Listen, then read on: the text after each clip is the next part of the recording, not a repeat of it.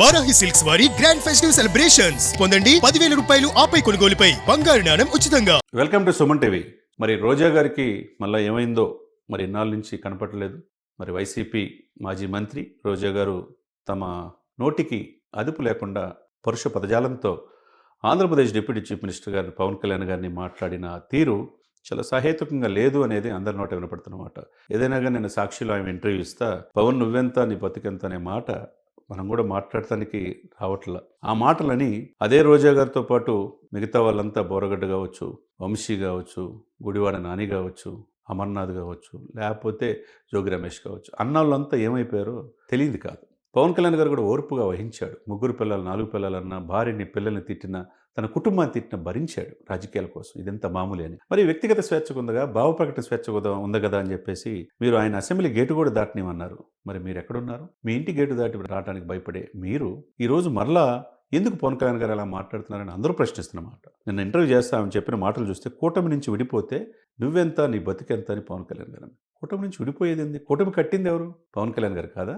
అన్కండిషనల్గా 55 రోజులు జైల్లో, రాజమండ్రి జైల్లో ఉన్నప్పుడు బయటికి తీసుకొచ్చి చంద్రబాబు నాయుడుతో కలిసి వెళ్దాం, ప్రభుత్వ వ్యతిరేక ఓటు చెల్లకుండా జగన్మోహన్ రెడ్డి గద్దె దించుదామని చెప్పింది పవన్ కళ్యాణ్ గారు కాదా? జగన్ నిన్ను అధపాతాలను తొక్కపోతే నా పేరు పవన్ కళ్యాణ్ కాదు, నా పార్టీ జనసేన కాదు అని చెప్పి 151 సీట్ల నుంచి 11 సీట్లకు పరిమితం చేసింది పవన్ కళ్యాణ్ గారు కాదా? ఈరోజు దేశ రాజకీయాలైన పవన్ కాదు తుఫాను అని చెప్పి అంటున్నాడంటే అది ఎవరు చెప్పిన విషయం? అది పవన్ చెప్పిన విషయం కాదా? అదే మోదీ నోట నేను అభినందన తెలియజేస్తా. జపాన్ మార్షల్ ఆర్ట్స్లో ఆయనకి ప్రత్యేకంగా అభినందించినందుకు మీరు నేటి యువతకి స్ఫూర్తి అని చెప్పేసి దేశ ప్రధాని మోదీ గారు చెప్తే మీరెంత అని అందరూ చెప్తున్నమాట. ఏదేమైనా కానీ రోజా గారు మరి ఆటాడుకున్న ఆంధ్రప్రదేశ్లో చాలా మీ మీద కేసులు కూడా ఉన్నాయి, విచారణ జరుగుతూ ఉంది. మరి మీరు ఇష్టం వచ్చినట్టు తిరుమల తిరుపతి దేవస్థానం దర్శనానికి కూడా వెళ్ళి మాట్లాడుతూ ఉన్నారు. ముఖ్యంగా చిరంజీవి గారు ఇంటికి పిలిచి సన్మానం చేస్తే ఆయన్ని కూడా విమర్శించారు. మళ్ళీ ఇంకా తగ్గలేదన్నట్టుగా మీ నోటికి అద్దు ఆపు లేకుండా మాట్లాడతాం సహేతుకం కాదని అటు జనసేన కేడర్ కావచ్చు, టీడీపీ కేడర్ కావచ్చు, బీజేపీ కేడర్ అందరూ చెప్తున్నమాట. మేధావులు విఘ్నులు చెప్తున్నమాట. ప్యాకేజీ కావాలా పవన్ అంటే ఏంటిది? అంటే ప్యాకేజీకి అమ్ముడిపోయేవాడా పవన్ అనేది ఆలోచించుకోవాలా. ఆయన తలరాత ఆయన రాసుకోలేడని అంటున్నారు. అసలు ఆయన తలరాతలు, మీ తలరాతలు ఎవరు రాశారు? జగన్మోహన్ రెడ్డి గారిది, రోజా గారిది కావచ్చు, మీ అందరి తలరాతలు ఎవరు రాశాడంటే పవన్ కళ్యాణ్ గారు రాశాడని చెప్పి అందరూ చెప్తున్న మాట. ఏదేమైనా కానీ నోరుంది కానీ మాట్లాడకూడదు. సినిమాలో డైలాగులు కాదు ఇది. నిజ జీవితంలో ప్రజలు మెప్పు పొందాలా. ఈరోజు ప్రజలు మెప్పు పొందారు కాబట్టి 124 సీట్లతో కూటమి అధికారంలోకి వచ్చింది. అన్ని ఎంపీ సీట్లు సాధించి దేశ ప్రధాని మోదీ గారిని కూడా 3వసారి ప్రధానమంత్రి అవడానికి కారణమైంది కాబట్టి ఆంధ్రప్రదేశ్ మీద లక్షలాది కోట్లు పెట్టుబడులు పెట్టడానికి రెడీగా ఉన్నారు. మరి మీరు ఎంత సచ్యులులైతే, మీ జగన్మోహన్ రెడ్డి గారు ఎంత ఇదైతే మరి పోలవరం ఎందుకు పూర్తి చేయలేదని జనసేన, టీడీపీ, బీజేపీ ప్రశ్నిస్తున్నమాట.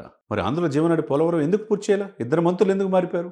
అదేవిధంగా ఆంధ్రుల రాజధాని అమరావతి కాదు 3 రాజధానులు. ఏ రాజధాని ఎందుకు చేయలేకపోయారు? రోడ్లు ఎందుకు అస్తవ్యస్తమైనవి? మరి ముఖ్యంగా యువత, మహిళలు బాధపడుతున్నారని ఆ ఉసురు తగిలిద్దన్నట్టుగా మాట్లాడుతున్నారు. యువత, మహిళలకు ఎప్పుడు లేని భద్రత పవన్ కళ్యాణ్ గారు వచ్చిన తర్వాత కనపడతా ఉంది. ఏ శాఖ కూడా పనితీరు కరెక్ట్గా లేకపోతే ఆయనే స్వయంగా రివ్యూ చేస్తున్నాడు. ఈరోజు గ్రామీణాభివృద్ధిలో వైసీపీ ఉన్నప్పుడు రోజా గారు, మీకున్న వైసీపీ అధికారంలో ఉన్నప్పుడు పాత్ర ఆంధ్రప్రదేశ్ 23వ స్థానం.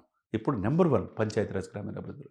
అది మీరు చేయలేరు. చేసిన వాళ్ళని ఇష్టం వచ్చినట్టు మాట్లాడతారు. ఎంతవరకు సమంజసం అని చెప్పి ప్రజలు ప్రశ్నిస్తున్నారు. కాబట్టి నోరు అద్దు ఆపు లేకుండా మాట్లాడకూడదు. ఆయన గౌరవప్రదమైన పదవిలో ఉన్నప్పుడు ఆ పదవికి గౌరవించి మాట్లాడాలా. ఇప్పుడు కూడా ఆయన జగన్మోహన్ రెడ్డి గారిని వ్యక్తిగతంగా ఆయన విమర్శించలా, అట్లా రోజా గారిని కూడా విమర్శించలా. ఇష్టం వచ్చినట్లు మాట్లాడితే సాహిత్యం కాదని అందరూ చెప్తున్నమాట. తర్వాత పవన్ చేతిలో ఏమీ లేదని చెప్పి అంటున్నారు. ప్యాకేజ్ వచ్చినప్పుడు ఇది చేసుకుంటా ఉంటున్నారు అన్నట్టు. నేను అవసరమైతే రిజైన్ చేయమని చెప్పి అంటున్నారు. నన్ను చూసి బాధ ఓరవలేతాను అంటున్నారు. అమ్మ రోజా గారు, మిమ్మల్ని చూసి బాధ ఓరవలేతాను ఎవరికి అవసరంలా. ఎవరికి కావాలి? మీ భర్తకు కావాలి. మీరు ఓడిపోయినందుకు బాధ ఆయనకి. ఇప్పుడు సినిమాల్లో, తమిళ్లో సినిమాలు చేయాలనుకుంటున్నారు. ఇప్పుడు రాజకీయంగా స్పేస్ కూడా లేదు. రోజా గారిని నగరిలో మెరుపుల మహేష్ అని చెప్పేసి జనసేన ఇన్ఛార్జ్ ఉన్నారు. అక్కడ ఆయన అసిస్టెంట్ ప్రొఫెసర్గా పనిచేస్తున్నాడు. తర్వాత మోటివేషన్ క్లాసులు కూడా చేస్తాడు. ఆయన జనసేన ఇన్ఛార్జ్, ఒక సామాన్య జనసేన కార్యకర్త.